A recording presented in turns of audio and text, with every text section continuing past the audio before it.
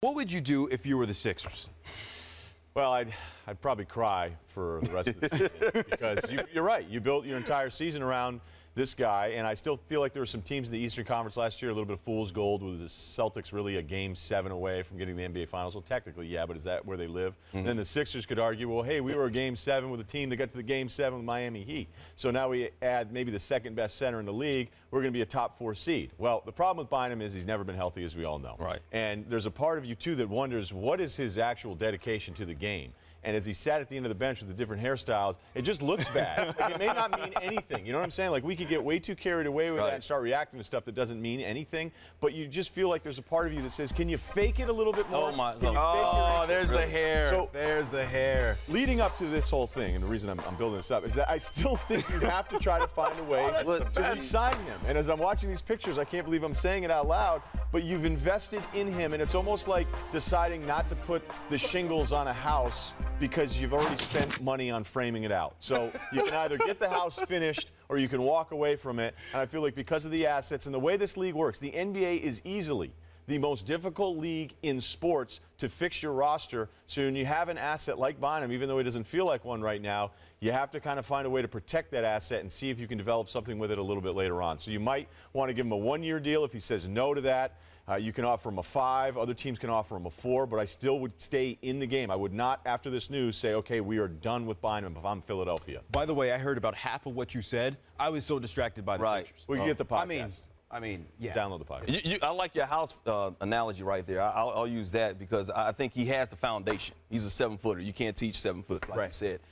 He can be a very capable, very good basketball player, second best center in the NBA. But despite the foundation, I just don't think he has what's inside that house right now. He doesn't have the heat. He doesn't have the air conditioning. Meaning I don't think he has the heart to play the game, to be quite honest with you. And I hate to question anybody's heart, but I've seen it from time to time. When your heart or your attitude is a game-time decision, I don't know how much I can trust you, to be quite honest with you. And the physical standpoint, like you said, he has never finished an entire season healthy. The most games he's ever played in a season was 65, and that was 2009-2010 season. He did play in 60 games in the the lockout shortened season of 60 the last year with 60 games and the missed 6 games that year.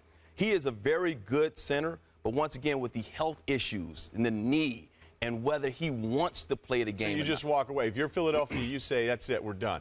It's hard to just walk away. I got to see where his knee is, first of all. How well is he physically? And then I have questions about whether he really wants to play. We heard about him bowling and things like that. Not saying he can't do things like that, but I've heard Stephen A. Smith talk about him being in a car, being all balled up right after you got knee surgery. How much do you really care about being out on the basketball court and helping your basketball team? It put the Philadelphia 76ers in a bind because they had expectations this year, and the big expectations was because they got this big guy in the middle as their centerpiece, no pun intended there. But now they've lost Andre Iguodala. They lost Lou Williams. And this is a team right now, I think they've lost 14 of their last 16 games. They're last place in the division. They got to make do some soul searching. They got to make some huge decisions this offseason and decide, you know what kind of contract are we going to offer Andrew Bynum? No way in heck do I believe that any general manager in the NBA worth his salt is going to give him a max deal now. Are you thinking about giving him a 4 or 5 year deal?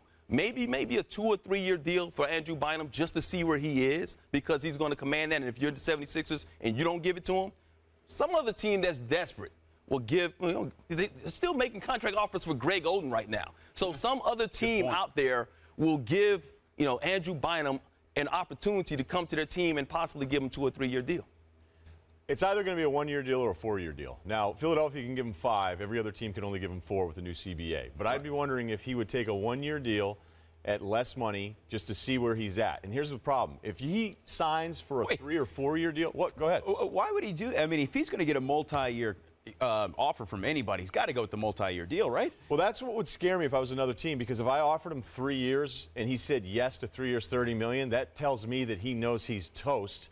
And then I'd probably want to pull that offer because players have done that in the past. Players have said, yeah, sure, I'll sign that offer, knowing full well they don't have anything left. But you're right. The Greg Oden point's a great one because we are desperate, or at least these guys in this league are desperate for big men. If Okafor can get $72 million, right. If Nene can get $60 million, JaVale McGee didn't do anything except make terrible plays, and he got $44 million. JaVale McGee is a pretty good player. He just has some bone. He's up and down. Up and down. He's follies, but at the same time, I think he's a good player. Okay, but he still got that $44 million before he showed some improvement this year with Denver. So he just got it for being big. So there will be a team that will talk themselves into it if he becomes a free agent and probably offer him that 4-year deal. I just can't imagine it's a max deal, but somebody's going to do it. Somebody will screw this up if they go over and beyond, say, $50 million for Bynum. But if you were the Sixers in particular, what exactly would you do? You've seen this guy try to rehab for a year. He hasn't played for you at all. You build the whole roster around him. You've seen the antics.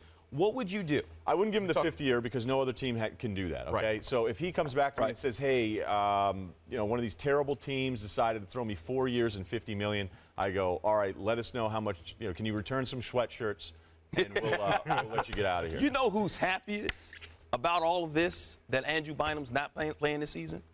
Dwight Howard. Can you imagine the criticism he would have received? And he's receiving a lot of criticism in L.A. Sure. But can you imagine the criticism? He would have been run out of L.A.